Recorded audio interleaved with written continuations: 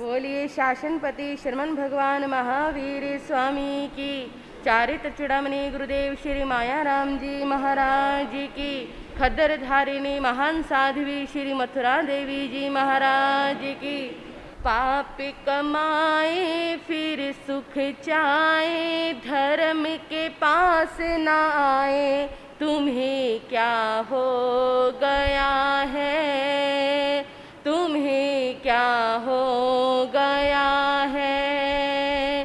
पाप कमाए फिर सुख चाहे, धर्म के पास न आए, तुम्हें क्या हो गया है, तुम्हें क्या हो गया है।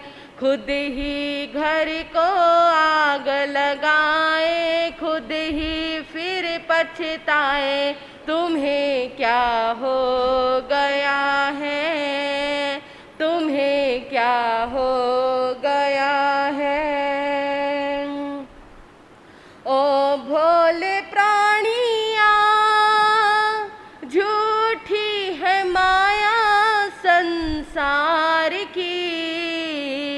ओ भोले प्राणिया, झूठी है माया संसार की। जीवन में भरते क्यों नहीं भीनी सुगंध प्रभु प्यार की। जीवन में भरते क्यों नहीं भीनी सुगंध प्रभु प्यार की।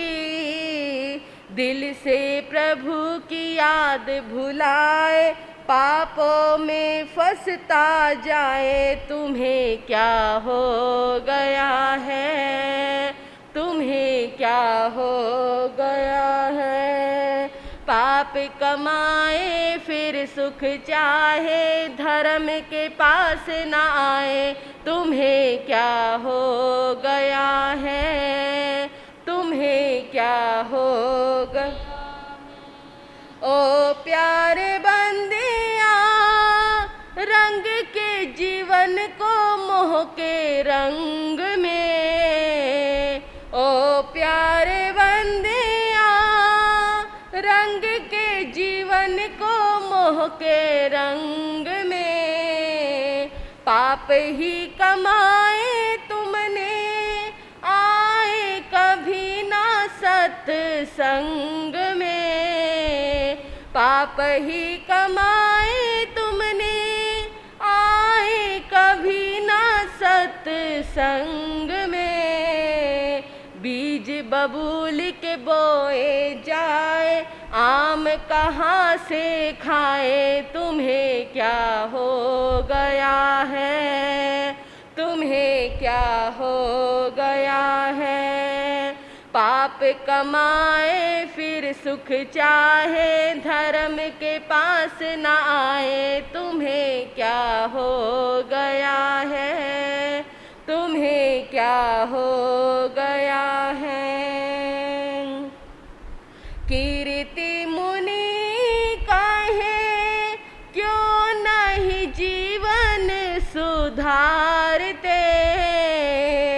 कीर्ति मुनि कहे क्यों नहीं जीवन सुधारते।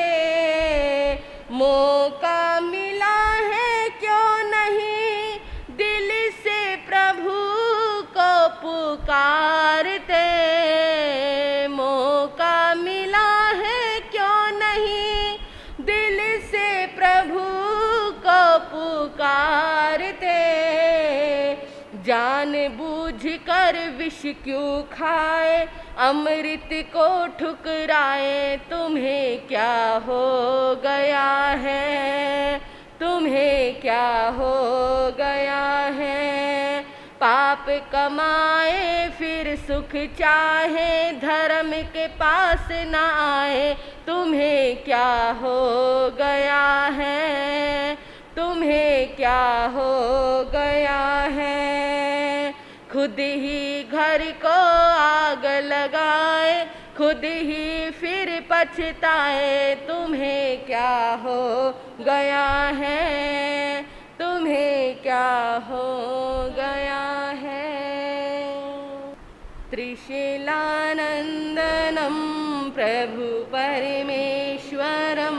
त्रिशूलानन्दनं प्रभु परमेश्वरं स्वीकारो प्रभु मेरा आमन्त्रणं स्वीकारो प्रभु मेरा आमन्त्रणं वीर अतिवीर की धीर गंभीर की वीर अतिवीर की धीर गंभीर की सन्मति वीर की जय हो महावीर की सन्मति वीर की जय हो महावीर की सन्मति वीर की जय हो महावीर की। अनंत उपकारी शासनपति शर्मन भगवान महावीर स्वामी को अनंत अनंत वंदन करने के पश्चात परम पूज्य परम श्रद्धेय मेरी आस्थाओं के सुमेरु शिखर पूज्य गुरुदेव एवं मेरे जीवन के निर्माता श्री गुरनी जी महाराज के पवित्र पावन चरण कमलों में रहकर जो कुछ भी मैं अपनी अल्प बुद्धि द्वारा ग्रहण कर रही हूँ वह आपके समक्ष कहने का प्रयास करूँगी। उपस्थित धर्म प्रेमी श्रोतागण, वीतराग प्रभु की मंगलमय कल्याणकारी स्तुति को आप सभी बड़ी श्रद्धा और भक्ति के साथ श्रवण कर रहे हैं, जिसमें छठी गाथा का वर्णन प्रारंभ हो रहा है। आप सभी ने इसके विषय में कल भी कुछ सुना था और आज भी इसी विषय की चर्चा की जाएगी। से भूई पन्ने अणिये आचारी ओहं तरे धीरे अनंत चक्षु अणुत्तरं तपाई सूर्ये वा वैरोए निंदेव तमं पगासे से भूई पन्ने अणिये आचारी ओहं तरे धीरे अनंत चक्षु अनुत्तरं तपाई सूर्ये वा वैरोए निंदेव तमं पगासे। इस गाथा में भगवान महावीर स्वामी की 7 महिमाओं को बताया गया और गाया गया। वो 7 महिमा हैं। भगवान महावीर स्वामी सर्व मंगलकारी प्रज्ञा से संपन्न थे, अप्रतिबद्ध विहारी थे, संसार सागर को पार करने वाले थे, धीर और गंभीर थे, अनंत चक्षु से अर्थ है, अगर इसका वैसे अर्थ किया जाए तो जिसकी अनंत आंखें हो उसे अनंत चक्षु कहते हैं। हाँ जी, भगवान महावीर की तो 2 ही आंखें थी, फिर उन्हें अनंत चक्षु क्यों कहा गया बताइए। भगवान महावीर स्वामी को केवल ज्ञान हुआ और इसके कारण उन्हें अनंत चक्षु कहकर पुकारा गया, यानी जो अनंत आंखें देख सकती है भगवान महावीर स्वामी वही 2 आंखों से देख लेते थे। 2 आंखें होते हुए भी वो अनंत चक्षु थे। सूर्य के समान उत्कृष्ट तपने वाले तपस्वी थे। अज्ञान अंधकार को मिटाने वाले थे। किसके समान? वैरोचन नाम की अग्नि की तरह अज्ञान अंधकार को नष्ट करके ज्ञान को प्रकाशित करने वाले थे। ये 7 उपमाएं, 7 महिमाएं, 7 बातें भगवान महावीर के लिए गंधर्व सुधर्मा स्वामी जी ने कही। अगर हम एक एक की चर्चा करें तो थोड़ा सा समझना होगा कि आखिर सुधर्मा स्वामी जी ने ऐसा क्यों कहा। अब आप भी देखिए, यदि आपको किसी की प्रशंसा करते हैं या आपके सामने कोई किसी की प्रशंसा करता है तो दूसरा व्यक्ति पूछ लेता है, ऐसा क्या देखा तुमने उसमें, क्यों उसकी प्रशंसा कर रहे हो, आखिर उसने ऐसा क्या कर दिया, आखिर उसने कुछ तो किया होगा। अब आप हर किसी को दानवीर कह सकते हो क्या? आप हर किसी को करुणाशील कह सकते हो क्या? नहीं कह सकते। जो व्यक्ति दानवीर होगा उसी को ही दानवीर कहा जाएगा। पांचों पांडव 100 कौरवों में भी यदि दानवीरता में किसी का नाम आया तो कर्ण का आया, सभी का नहीं आया। धर्मनिष्ठ में सभी को मिलाकर, पांचों पांडव कौरवों को सभी को मिलाकर यदि किसी का नाम आया तो किसका आया? युधिष्ठिर का आया, और किसी को क्यों नहीं आया? धनुर्धर में धनुष तो सभी को चलाने आते थे, तीर तो सभी को चलाने आते थे, युद्ध क्षेत्र में सभी लड़ते थे, लेकिन यदि किसी धनुर्धर का नाम आया तो वो अर्जुन का ही क्यों आया और किसी का क्यों नहीं आया? पूछते हैं लोग, आने वाली पीढ़ी पूछती है, यदि किसी के सामने, उनके सामने प्रशंसा की जाए, वो ऐसा था, वो ऐसा था, ऐसा उसने क्या कर दिया भाई जो वो ऐसा बन गया।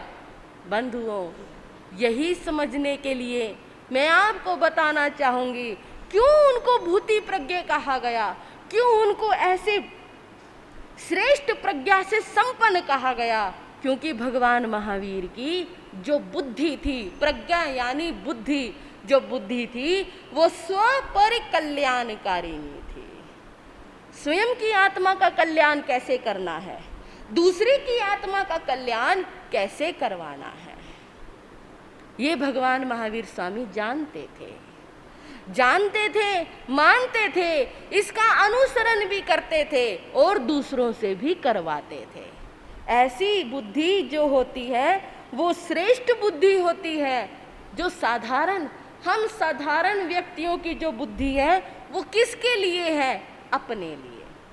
मुझे कैसे कमाना है, मुझे कैसे खाना है, मुझे क्या करना है, अपने घर परिवार को सुखी बनाने के लिए मुझे क्या करना है, ये हमारी बुद्धि स्वयं के लिए है। लेकिन जो श्रेष्ठ लोग होते हैं उनकी बुद्धि दूसरों के लिए भी होती है। यदि पड़ोसी का काम नहीं चल रहा, बार बार उसको व्यापार में नुकसान हो रहा है, बार बार उसकी नौकरी छूट रही है, वो बहुत परेशान हो रहा है, ऐसे समय में जो श्रेष्ठ लोग होते हैं उनकी बुद्धि दूसरों के लिए भी उतना ही काम करती है। वो उसको सलाह देते हैं, उचित राय देते हैं, और इतना ही नहीं, उनको जब तक वो सेट नहीं कर देते तब तक वो शांति से बैठ नहीं सकते। कभी कभी हमारे पास बहुत तरह के लोग आते हैं। अक्सर बहनों की एक शिकायत हुआ करती है, देखना जी ये आपके भाई ना समझते नहीं इस बात को, सारे दिन अपने भाइयों के बारे में सोचते रहेंगे, सारे दिन अपने परिवार के बारे में सोचते रहेंगे, पड़ोसियों के बारे में सोचते रहेंगे, उनका ये करवा दूं, उनके लिए ये कर दूं, वो कर दूं। खुद के बारे में चिंता नहीं है, खुद के घर के बारे में चिंता नहीं, खुद के बच्चों के बारे में, पत्नी के बारे में चिंता नहीं, दूसरे की चिंता लगी रहेगी। इसमें उनका कोई दोष नहीं है। प्रकृति ने उन्हें बुद्धि ऐसी दी है, स्व पर कल्याणकारी बुद्धि दी है। वो अपने साथ साथ दूसरों का भला करना चाहते हैं, अपनी बुद्धि का वो सदुपयोग करना चाहते हैं, दुरुपयोग नहीं। बंधुओं, जीवन के विनाश में और विकास में दोनों में बुद्धि का बहुत महत्व है। श्रेष्ठ लोग सब कुछ गवाकर भी अपनी बुद्धि की रक्षा किया करते हैं। चाणक्य हमेशा भगवान से यही प्रार्थना करते थे, हे भगवान, चाहे मेरा सब कुछ छीन जाए, मुझे कोई आपसे शिकायत नहीं होगी, मैं बर्बाद हो जाऊं, मुझे कोई आपसे शिकायत नहीं होगी, पर मेरी बुद्धि को मुझसे मत छीनना, क्योंकि यदि मेरी बुद्धि मेरे पास रही तो मैं खोया हुआ शेष सब कुछ दोबारा से प्राप्त कर सकता हूँ, लेकिन यदि मेरी बुद्धि ही मेरे पास नहीं रहेगी तो मेरा सब कुछ ही अर्थहीन हो जाएगा। यही विशेषता है। बुद्धि है तो सब कुछ है, बुद्धि नहीं तो कुछ भी नहीं। आजकल आप देखते हैं कुछ ऐसे स्कूल हैं या कुछ ऐसे परिवार हैं जहां पर मंद बुद्धि बच्चों को रखा जाता है। किन्हीं किन्हीं घरों में मंद बुद्धि बच्चों का जन्म होता है, और यदि आप उनकी बैकग्राउंड देखेंगे, एक से एक अमीर परिवार, एक से एक कोठी बंगले वाले, एक से एक शाही ठाठ वाले परिवार, लेकिन उन बच्चों की किस्मत देखो, वो उन परिवारों में मंद बुद्धि अर्ध विकसित बच्चों के रूप में उत्पन्न हुए, और उनके माता पिता उन्हें लाखों रुपया खर्च करके बढ़िया से बढ़िया स्कूलों में पढ़ाते हैं, बढ़िया से बढ़िया डॉक्टरों को दिखाते हैं, बढ़िया से बढ़िया खर्चा करते हैं। उनके पास सब कुछ है, उस बच्चे के पास पैसा है, बढ़िया कपड़े हैं, गाड़ियां हैं, बंगला है। कोई कोई बच्चा तो अपने माता पिता का इकलौता होता है, लेकिन बुद्धि नहीं है। अगर उस बच्चे के पास सब कुछ है और बुद्धि नहीं है तो क्या ठीक है? हाँ जी भाई, आप बताओ क्यों ठीक नहीं है? इंसान को क्या चाहिए? पैसा चाहिए, दौलत चाहिए, कोठी बंगले कार चाहिए, एक अच्छा परिवार चाहिए, खाने को अच्छा खाना चाहिए, घर में काम करने वाले नौकर चाकर चाहिए, पहनने के लिए कपड़ा चाहिए, सोने चांदी के जेवर चाहिए। फिर क्या कमी है उस बच्चे के पास? वो तो खुश होगा, सुखी होगा, क्या दिक्कत है उसको? बताओ, है? हाँ, सब कुछ है उसके पास, बुद्धि नहीं है। उसको ये नहीं पता ये मेरे सामने जो खाना रखा ना, ये खाने में है क्या, इसको खाना कैसे है, ये कपड़े जो इतने बढ़िया बढ़िया हजारों के कपड़े ये पहनने कैसे हैं, ये बूट कैसे पहनने हैं, ये कपड़े कैसे पहनने हैं, ये जो इतनी बड़ी कोठी है इसमें रहना कैसे है, ये इतना बड़ा व्यापार है इसको संभालना कैसे है। भले ही उस बच्चे के पास सब कुछ है, बुद्धि नहीं। एक बच्चा मजदूर के घर में जन्म ले रहा है, बहुत इंटेलिजेंट, बहुत बुद्धिमान, नए नए आविष्कार कर रहा है, इंजीनियर बन रहा है, लेकिन उस बच्चे के पास, उसके पिता के पास उसको पढ़ाने के लिए पैसा नहीं, खिलाने के लिए अच्छा खाना नहीं, पहनाने के लिए अच्छा कपड़ा नहीं, उसको रहने रखने के लिए अच्छा मकान नहीं। उसको क्या दिक्कत है? वो अपनी बुद्धि से, अपनी विद्वता से अपने फुटपाथ वाले पिता को भी कोठी और बंगलों में बिठा सकता है। ये है बुद्धि का महत्व। एक सेठ जी थे, बहुत वैभवशाली, ऐश्वर्य संपन्न, कोठी बंगलों के मालिक। एक बार वो सेठ जी रात्रि में विश्राम कर रहे थे। सोए सोए उन्हें सपना आया। अचानक कुलदेवी ने उनको दर्शन दिए। सेठ जी सपने में ही उठकर बैठ गए, देवी के दर्शन किए, अहोभाग समझने लगे, कहने लगे, माँ आज मेरा अहोभाग है, आज आपने मुझे दर्शन दिए, कहो क्या आदेश है मेरे लिए। कुलदेवी थोड़ा सा निराश थी। माँ आपके चेहरे पर ये निराशा कैसी? कहने लगी, सेठ तू मेरा प्रिय भक्त है, तू मेरी बहुत भक्ति करता है, इसलिए मैं तुझ पर हमेशा प्रसन्न रहती हूँ, लेकिन क्या, तेरा पुण्य धीरे धीरे क्षीण होता जा रहा है। कहते हैं लक्ष्मी और सरस्वती कभी भी इकट्ठी नहीं रह सकती। जितने भी पंडित लोग हैं उनके पास सरस्वती तो है लेकिन लक्ष्मी नहीं है, और जितने भी वैभवशाली लोग हैं उनके पास लक्ष्मी तो है, सरस्वती नहीं है। लेकिन तेरा पुण्य इतना प्रबल था, तेरे पास लक्ष्मी भी थी, तेरे पास सरस्वती भी थी, लेकिन अब तेरा पुण्य क्षीण होता जा रहा है, इसलिए अब तेरे पास से दोनों देवियों में से एक देवी को जाना होगा। लेकिन मैं तुझे ये बात इसलिए बताने आई हूं क्योंकि तू मेरा परम भक्त है। ये निर्णय तेरा होगा, तू किसको रखना चाहता है, लक्ष्मी को या सरस्वती को। सेठ सोचने लगा, ये निर्णय मैं अकेला कैसे ले सकता हूं, मेरे बेटे हैं, बहुएं हैं, सभी से पूछकर मुझे निर्णय लेना चाहिए, क्योंकि मैं किसी भी देवी के जाने से जो नुकसान होगा वो सभी को तो होगा। सेठ ने कहा, मां आपने बड़ी कृपा की, लेकिन मुझे सिर्फ एक दिन का समय दीजिए, मैं कल ही अपने बेटे बहुओं से पूछकर आपको बता दूंगा। अगले दिन सवेरे जब वो उठा, सोते से जागा, पसीने पसीने हो रहा था, भयभीत हो रहा था, ये मैंने क्या सपना देखा। उसने तुरंत अपने पूरे परिवार को इकट्ठा किया, सभी को रात्रि का सपना सुनाया और कहने लगा, अच्छा बच्चों अब बताओ तुम्हारा क्या मनोभाव है, तुम किसको रखना चाहते हो, लक्ष्मी को या सरस्वती को। सभी बच्चे कहने लगे, पिताजी इसमें पूछने जैसी बात ही नहीं, लक्ष्मी ही रखेंगे, क्योंकि लक्ष्मी के बिना तो कुछ भी नहीं है। लक्ष्मी है तो धन संपत्ति है, लक्ष्मी है तो इतनी बड़ी हवेलियां हैं, लक्ष्मी है तो नौकर चाकर सब कुछ है। अगर लक्ष्मी चली गई तो हम तो दर दर के भिखारी बन जाएंगे। नहीं नहीं पिताजी, लक्ष्मी को रखेंगे। सभी ने हाँ में हाँ मिलाई, लेकिन छोटी बहू चुप थी। सेठ ने कहा, बात तो ठीक है भाई, लक्ष्मी के बिना गुजारा नहीं हो सकता, कोई भूखे थोड़ी मरना है। ठीक है, आज मैं देवी को कह दूंगा कि मुझे लक्ष्मी चाहिए। छोटी बहू कहने लगी, पिताजी ये आपकी सबसे बड़ी भूल हो गई। भूल? कैसी भूल?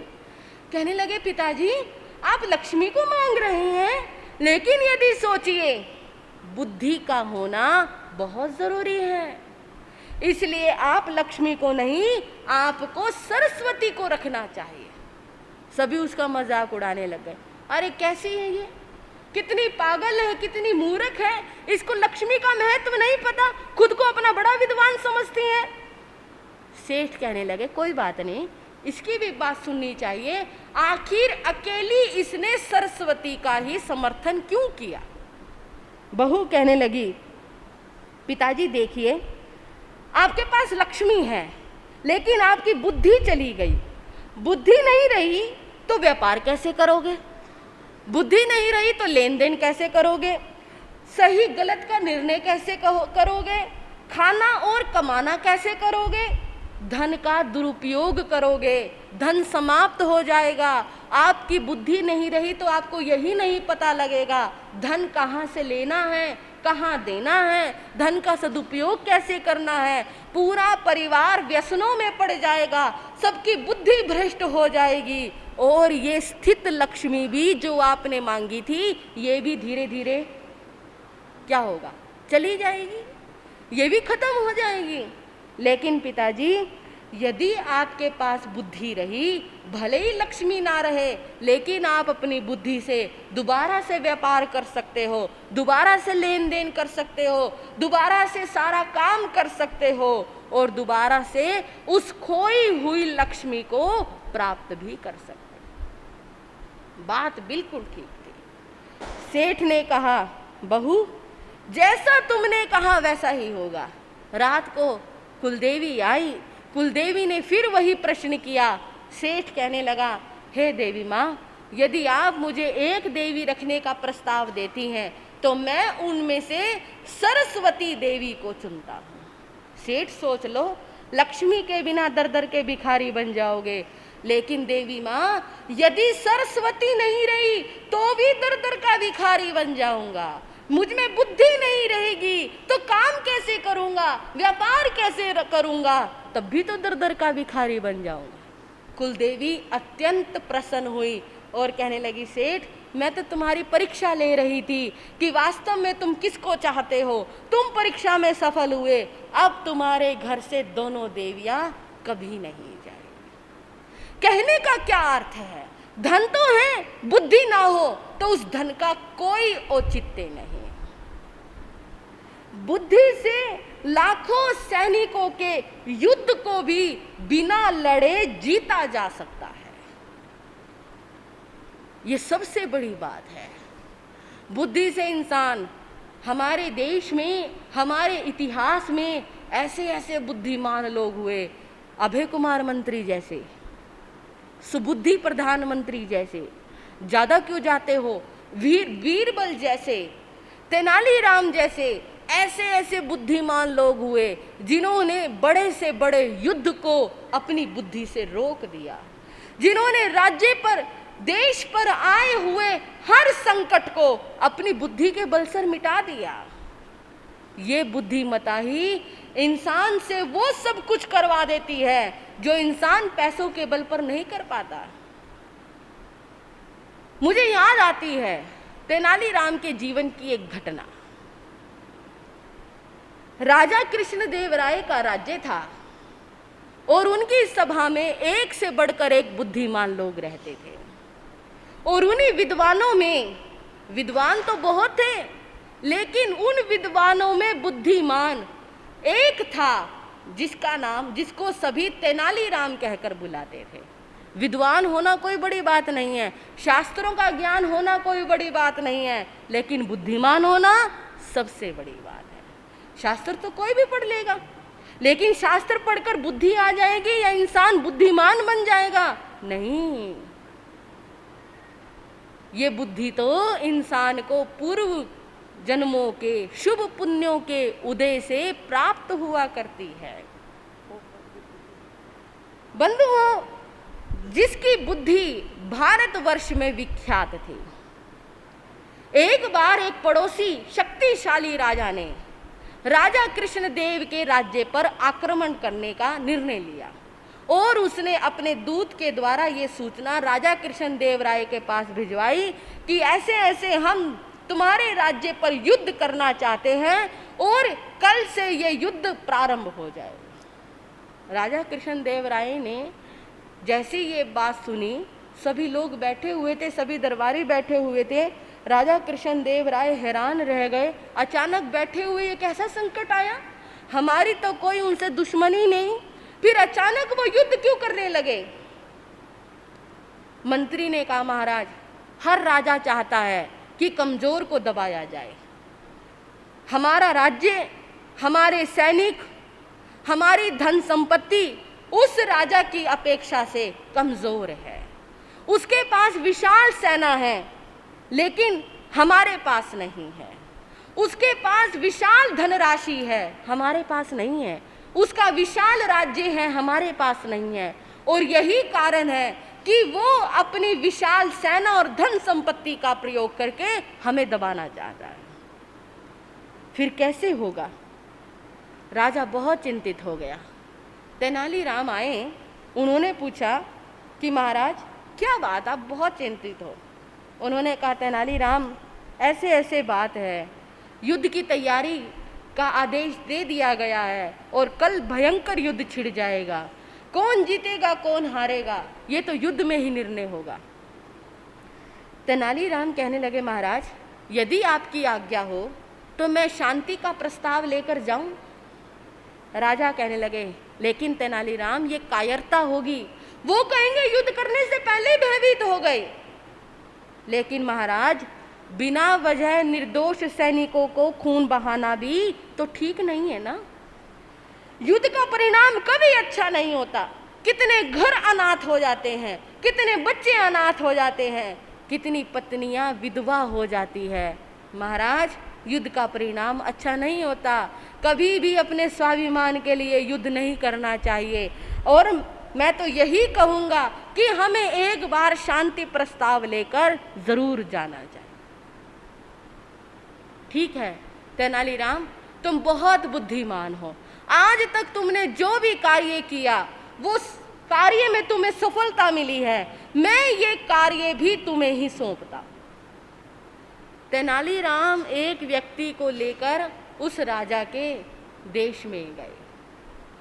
राजा को वंदन नमस्कार किया और उन्हें कहा, मैं कृष्ण देव राय राजा के पास से आया हूँ, मैं उनका सलाहकार हूँ, इसलिए मैं आपसे यही कहना चाहता हूँ, हमारे राजा युद्ध नहीं करना चाहते, वो व्यर्थ में ही निर्दोष सैनिकों का खून नहीं बहाना चाहते। आपने जो ये युद्ध करने का ऐलान किया है इसे वापस ले लीजिए। आपको क्या चाहिए आप हमें बता दीजिए। उस राजा ने बड़ा ही उनका अपमान किया। क्या बात, तुम तो कायर हो, तुम तो युद्ध करने से पहले ही डर गए। अरे युद्ध क्या होता है तुम्हें पता है क्या? युद्ध करना तो राजाओं का मनोरंजन होता है, युद्ध करना तो राजाओं के लिए खेल होता है। तुम तो ब्राह्मण हो, ब्राह्मण क्या जाने युद्ध करना। तुम्हें तो बस भिक्षा मांगकर खाना पसंद होता है, तुम तो भोजन में ही खुश रहते हो, तुम्हें युद्ध के बारे में नहीं पता, तुम शांति प्रस्ताव लेकर आए हो। तेनालीराम को इसे अपना अपमान लगा। तेनालीराम कहने लगा, महाराज पंडित को भोजन करवाना भी आसान नहीं होता, बहुत मुश्किल है पंडित को भोजन करवाना भी। राजा, मुश्किल क्या है? 2 मुट्ठी भर तो चावल चाहिए होते हैं, क्या मुश्किल है? महाराज, क्या आप मुझे भोजन करवा सकते हो? क्यों नहीं करवा सकता, अवश्य करवा सकता हूं।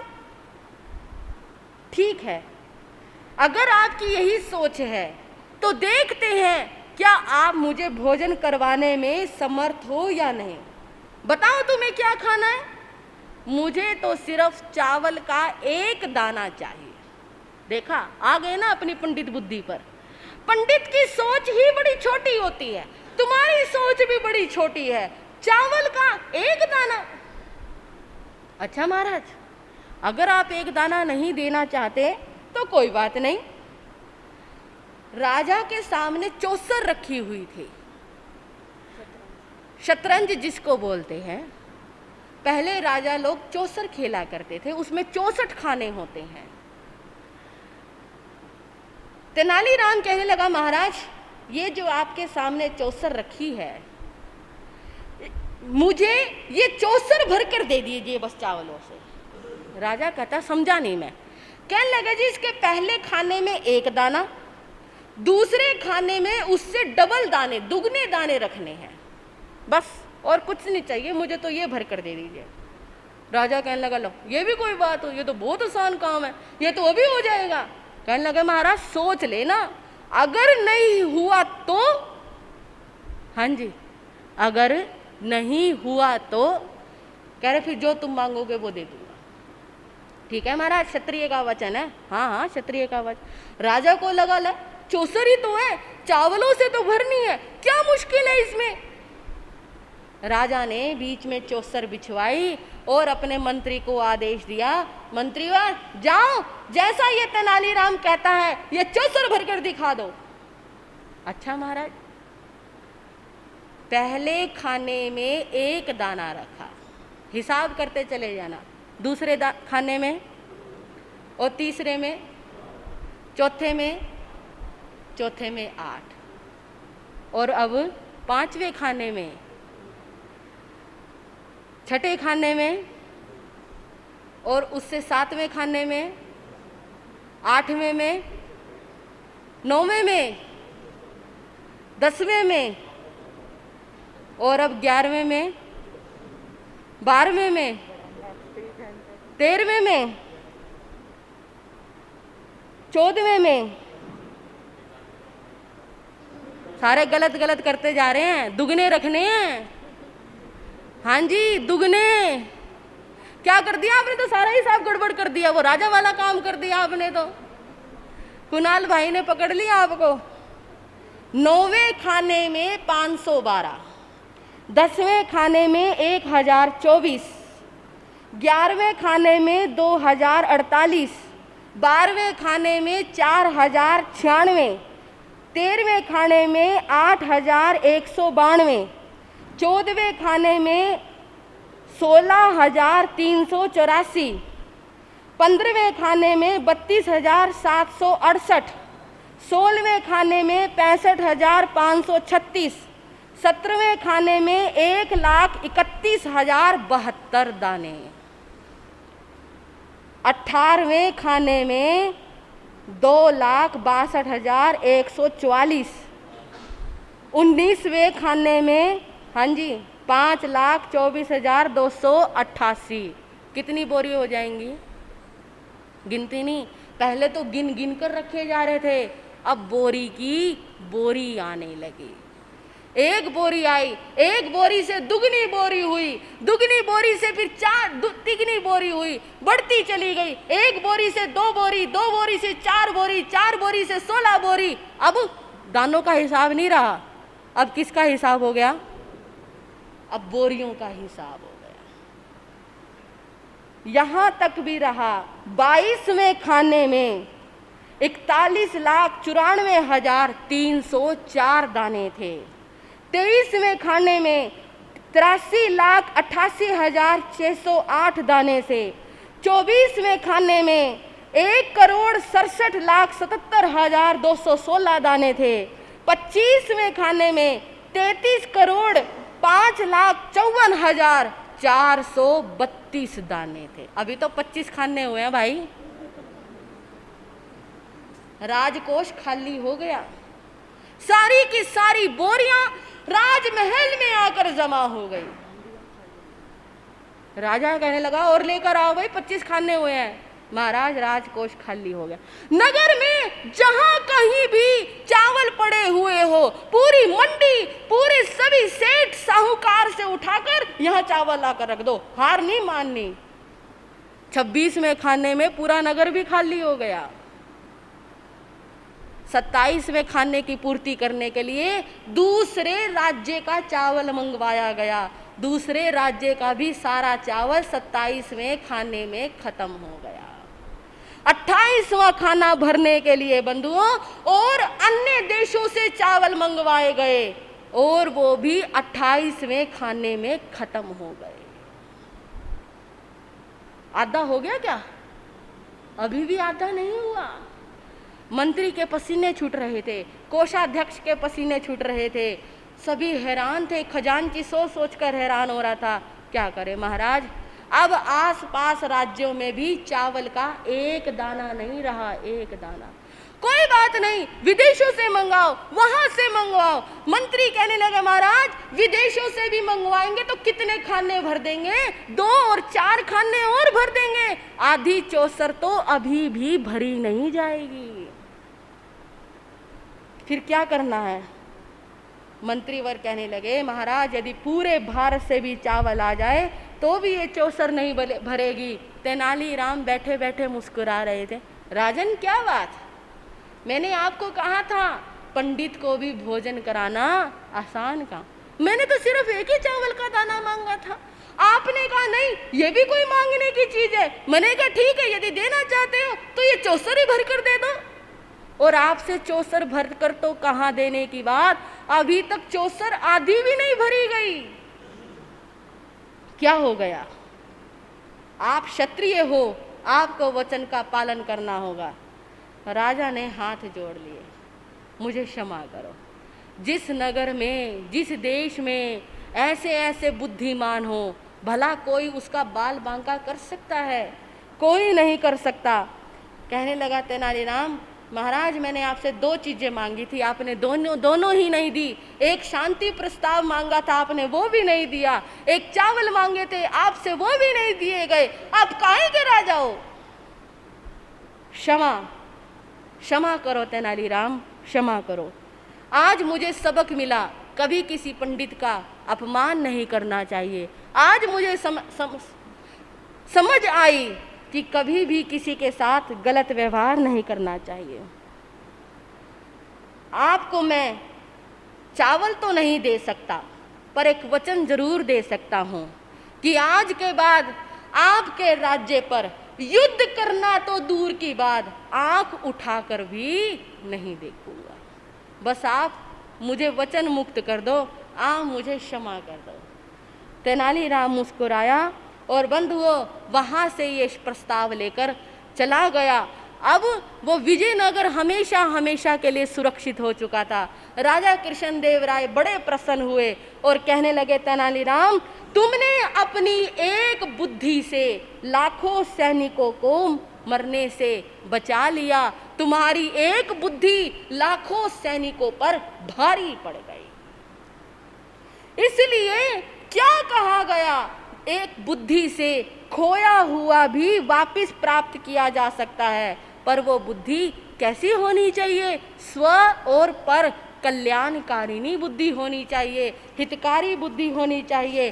बुद्धि है तो सब कुछ ठीक है, बुद्धि से बड़े बड़े युद्ध रोके जा सकते हैं और इसी बुद्धि से बड़े बड़े युद्ध करवाए भी जा सकते हैं।